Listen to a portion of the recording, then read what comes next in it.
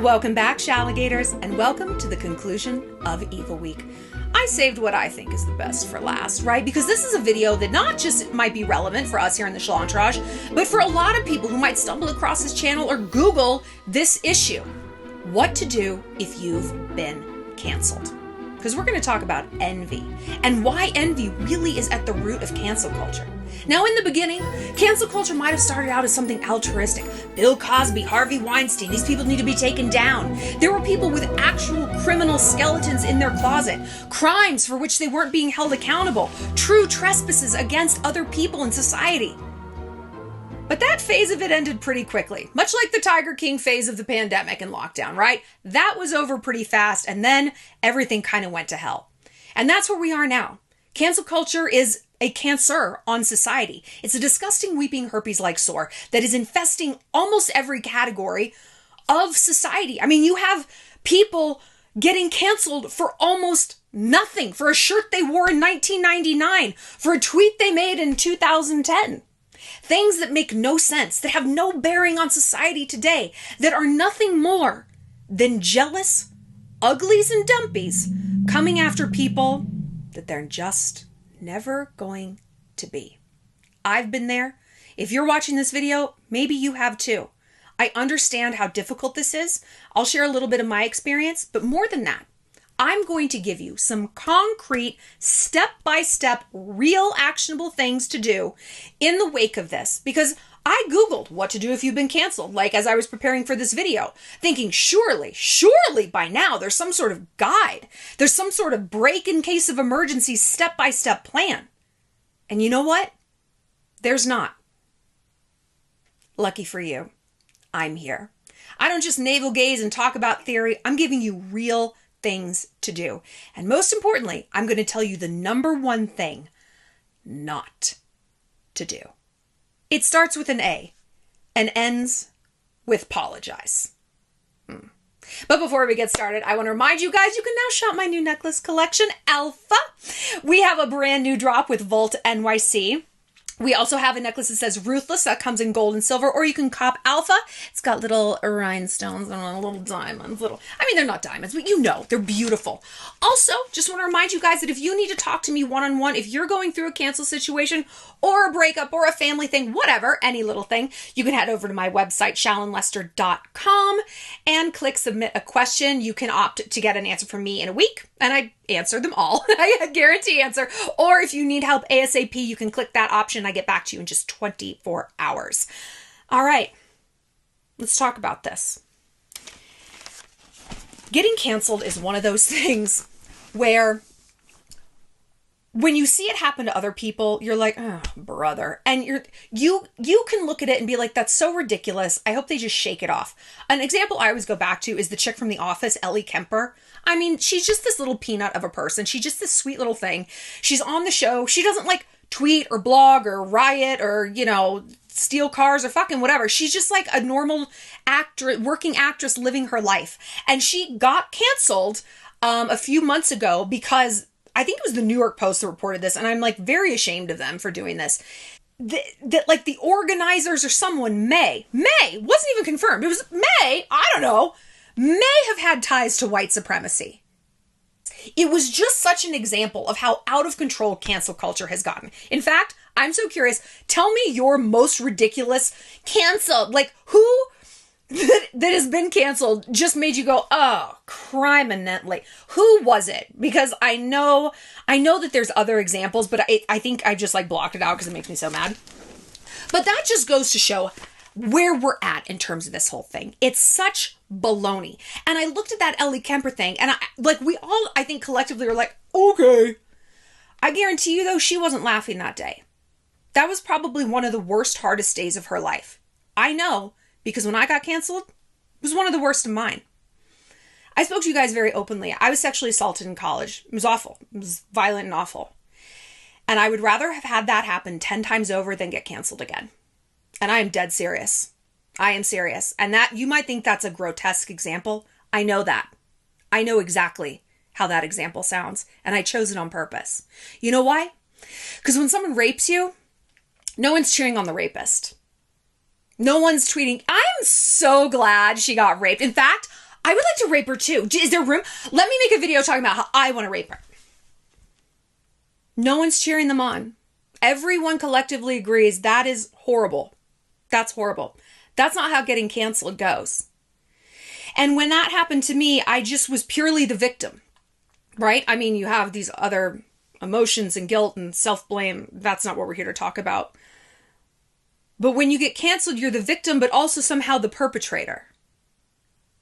And no one tells a rape victim, oh my God, just like brush it off. That's so silly.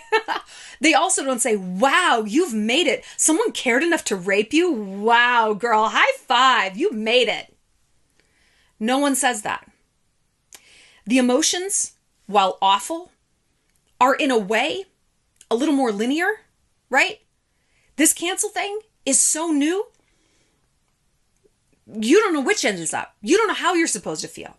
And I'm using this example and I'm saying this because if you're going through this, the last thing you need to hear is brush it off. Now look, on paper, yeah, of course that's the right advice. And if everyone did that, if everyone stonewalled these dicks trying to get our attention and asking us to apologize, it would stop happening. It would stop happening. And it's the people who do apologize who are kind of fucking it up for everyone else. Right? And there's some people who should apologize. Chrissy Teigen, for example. But her apology, I believe, worked against her. And this is, we're going to get into in a second.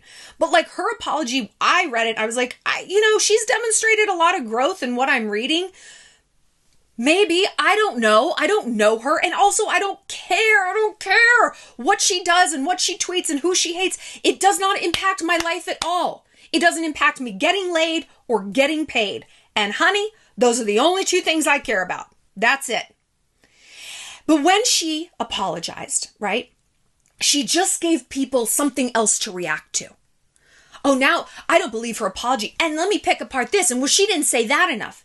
It gives them fuel to the fire. Because so much of the time, what people want in this cancel culture, they just want attention. They're fucking hot pocket eating, basement dwelling adult virgin losers screaming into a void, hoping someone will pay attention to them on the internet. Because actually, no one pays attention to them in real life.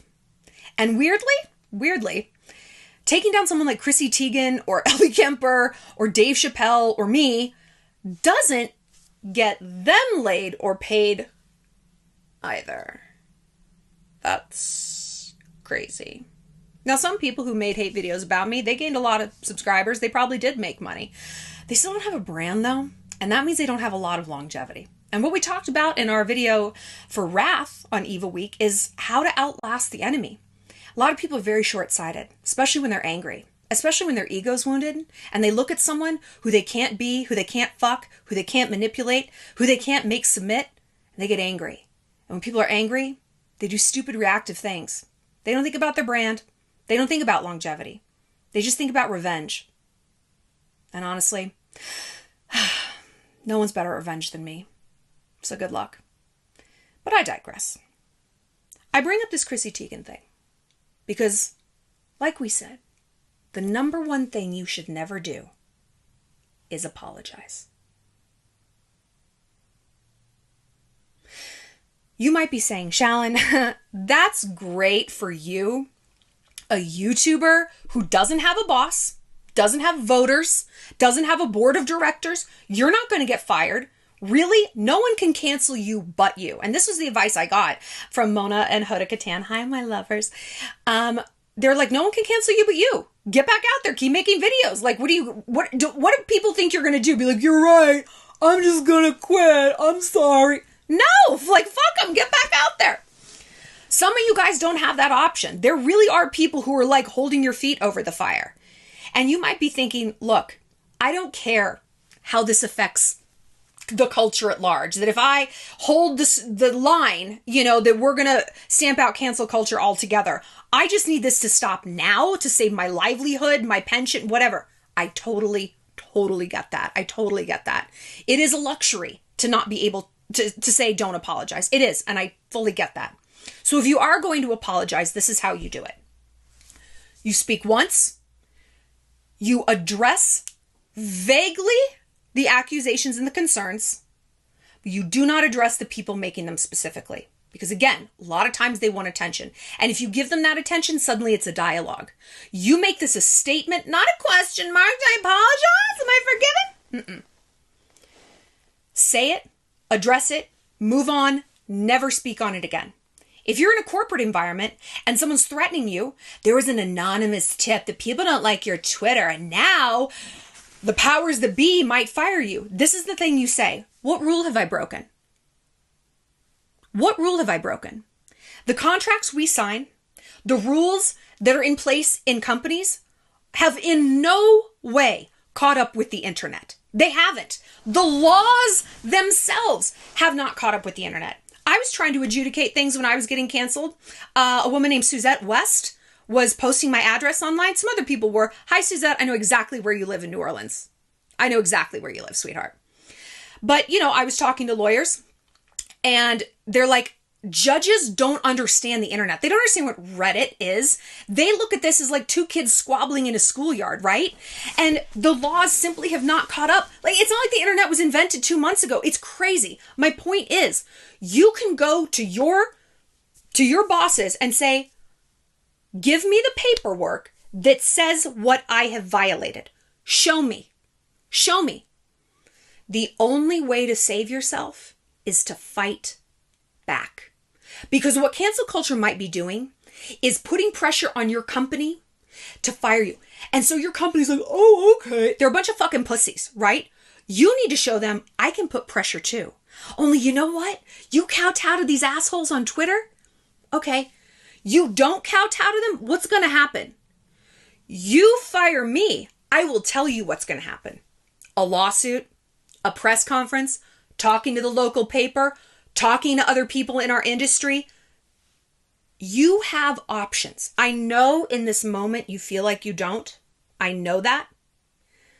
Honey, I don't care if you need to go take a loan out from the bank, if you need to sell some things, if you need to be late on your credit card, get a lawyer. Get a lawyer. Upwork might be your best friend. Upwork's a great platform. This isn't like an ad, but Upwork is great because you can hire a lawyer just for like a contract basis. You can set the price, be like $100, make a cease and desist. Is it going to be the greatest cease and desist that ever happened in the world? No. Is it going to be coming from like Boyce, like a law firm in New York that's fucking badass? They used to be my firm. Great people. My lawyer now though. Hi Lauren, if you're watching, I love you. But look, you need to let these people trying to kowtow to the vague horseshit mob know that you're a mob too. You've got people too. 9 times out of 10, they back down. Because they're going to say, okay, what's the immediate threat here? People on Twitter don't like us. The lawyers at that company are going to be like, bro, like that's a 24-hour news cycle. Like they're going to forget about it. We fire Christina. She doesn't seem like she's going to forget. She's got lawyers. She's sending out legal letters. She's going to make a big fucking stink about this. She's going to be a real headache. And honestly, we kind of don't have a leg to stand on. So she tweeted something in 2005. I don't know. Like, I can't, this won't actually hold up in a lawsuit. This won't hold up in court. She's a woman. She can say a sexual harassment claim. She's Indian. She can make a racism claim. This might just be a fight we actually don't want. We just need to just drop this whole thing. Just let her keep her job. Put her on leave for 2 days. Fine. She's back. We're just letting this go. If your company is full of pussies and they're reacting to cancel culture, make this work in your favor. Now you've learned something about them. They can be manipulated. They can be frightened. They actually can be bullied. Cancel people are bullies. Look at who they're bullying. Okay, now I know something about that person, that brand, that company, that boss, that boyfriend, whatever. You've got some data now, and data is power. Data is strategy, and strategy is war. You also want to shut down your networks. Shut down your networks, right? It might seem dramatic. I don't want people to know that I care. I don't want to make something private. I don't want to block people. You don't want people to know that you care? What? Okay. Why? They're attacking you. It doesn't mean you've defeated me. It means you don't get to fucking come here anymore. You're a guest in my networks like you would be a guest in my home. And if people were outside my home screaming with pitchforks, I'd shut and lock the door. Leave it open. I don't want them to know that I care. No. You act up, you get dismissed. That's how that goes. I have no problem blocking people. What the fuck is this? The Geneva Convention? People like, oh, you just don't let people say what they want. You're like filtering words. Yeah, of course I'm filtering words. You think you get to come here and call me a cunt and you still get a platform? Who the hell do you think you are? That's bananas. Again, these are the people who have no platform in real life. No one listens to them, whether they're at CVS, Panda Express, their classroom, with their family, at a bar and guys don't like them. It doesn't matter. No one gives a shit about them. If they live, if they die, no one cares. I don't know how many soccer games your mom had to miss for you to turn out like this, but she missed enough. I'm sorry your parents don't love you. As an adult, I can look at you and I can say, I understand why no one loves you. You're kind of a shitbird. So this is not the kind of person I'm going to stress about apologizing to, nor should you. These are not the kind of people who are going to make a meaningful impact on my life and my decisions, nor should you. You're mad? You feel unfair? Channel this into the appropriate kind of rage. Channel this into taking a stand. You must fight back. You must. And not in the form of an apology. I've never apologized. Like I said, I got canceled last year for tweeting about Justin Bieber. Now my haters are going to be here in the comments. They're going to be like, it was more than that. It was this and that and this. Oh, okay. You know what all of these things were? Things I've said on the internet. Like on purpose. I said them. I recorded them. I edited them. Listened to them again. Posted them. Listened to them again. I said them because I meant them. So I apologize for nothing. I'm not sorry to anybody. If you don't like it, tough shit, go home. But the thing that started was the Justin Bieber thing. Like in 2010, I tweeted that I had a sex dream about him. So now people think I'm a pedophile and I groom, underage groom or something. I groomed Justin Bieber? Yeah, I'm sure that tweet into the void was like super impactful for, I mean, yeah. If you're going to bring up the Harry Styles thing, I was not the aggressor. So like when I look at celebrities getting canceled, I just want to tell them, it's like, get on a plane, go to Fiji for 2 weeks, don't speak on it, log out of everything, come back. It'll be on to the next, right? And again, going back to what we were saying in the beginning, I'm not telling you brush it off, but I am telling you disengage as much as you can. And there is a difference. There is a difference. Brushing it off means don't feel your feelings. Don't let this get you. You're stupid. You're already hurt. You're already confused, embarrassed, frightened. You don't need to add this label of, and you're dumb for feeling all those things. That just creates this horrible cognitive dissonance in your mind where you're not allowed to feel things. The psyche needs to be heard. You're allowed to feel however you feel. It's a very, very, very isolating experience, you know?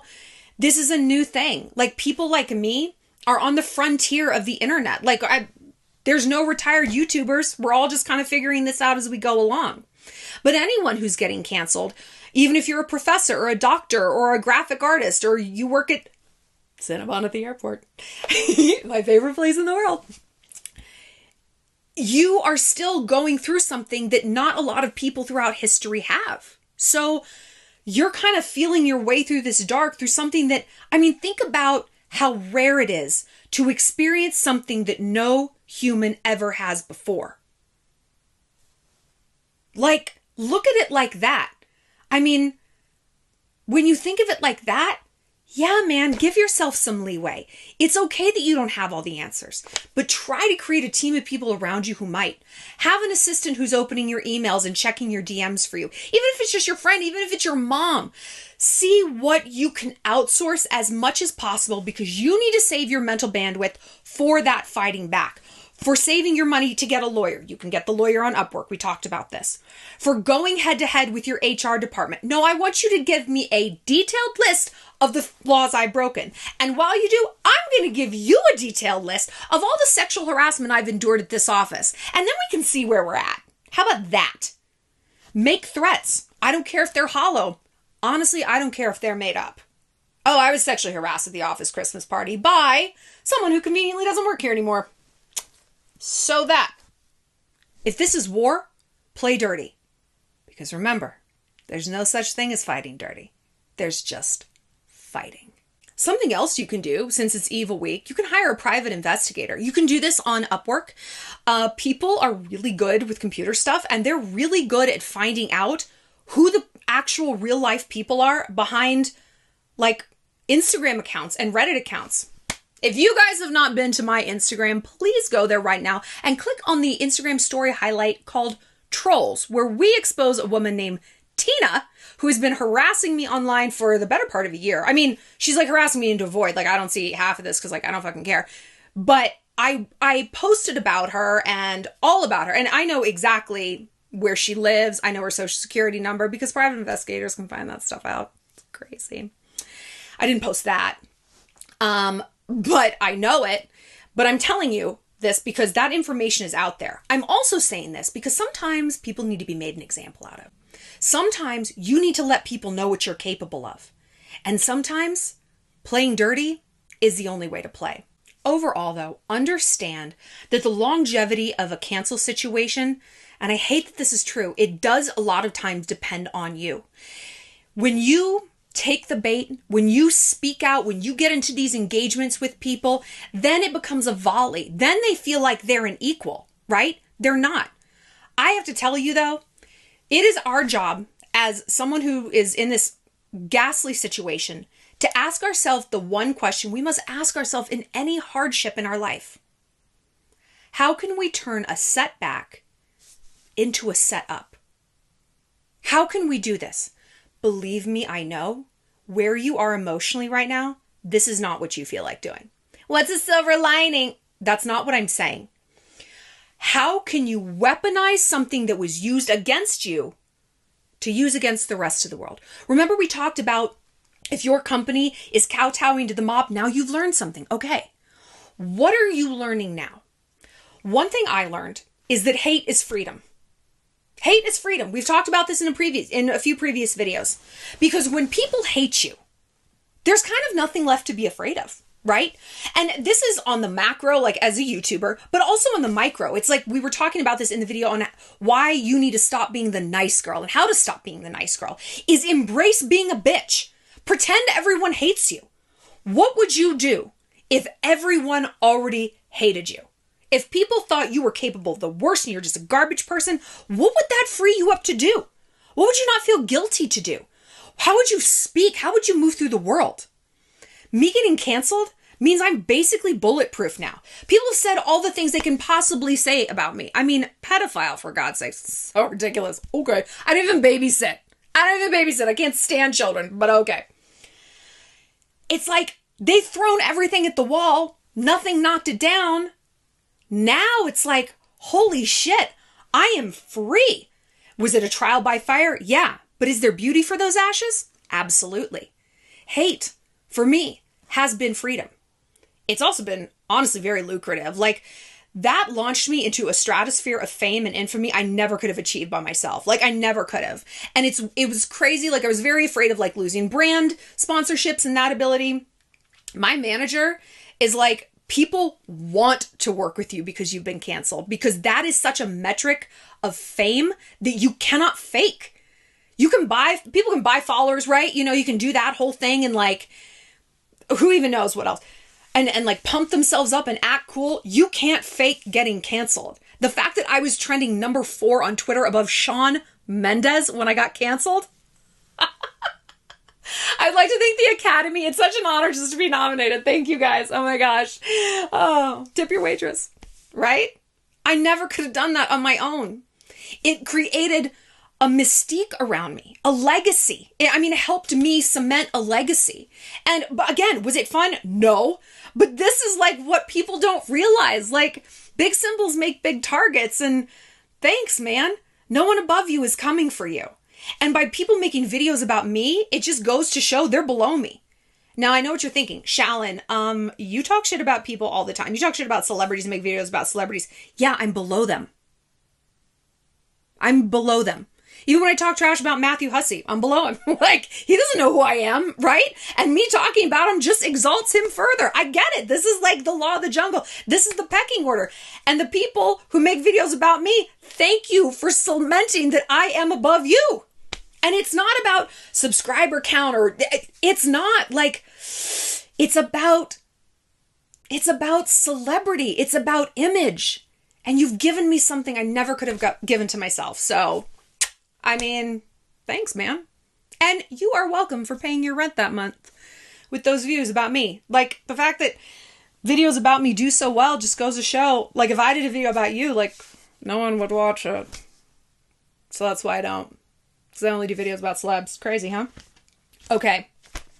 How can you make this a setup, not just a setback? What can you take from this?